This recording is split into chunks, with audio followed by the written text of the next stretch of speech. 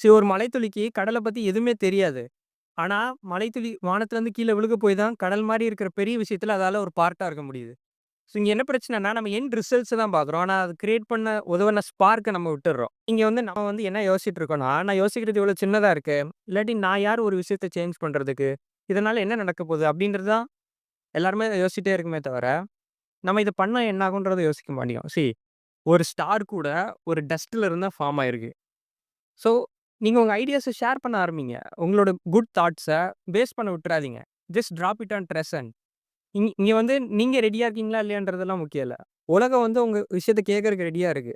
நீங்க ஜஸ்ட் நீங்க அத வெளிய கொண்டு வந்தா மட்டும் போதும். நைட்டு வந்து தனியா நடந்து போகும்போது, நெறைய விஷயம் யோசிப்போம். நெறைய இது பண்ணலாமா, அது பண்ணலாமான்னு யோசிச்சுட்டே இருப்போம். ஆனா யாராவது வந்து கேட்கும்போது, "நீ என்ன பண்ண போறன்னு?" கேட்கும்போது, நம்மளால அத சொல்ல முடியாது. ஏன்னா அவங்க ஏதாவது நெனச்சுருவாங்களோ?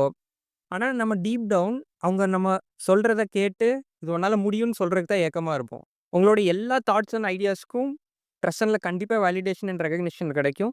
ஸோ ஆப்போட லிங்க் பயோல இருக்கு. யூஸ் பண்ணி பாருங்க உங்க கனவுகள காப்பாத்துறதுக்காக.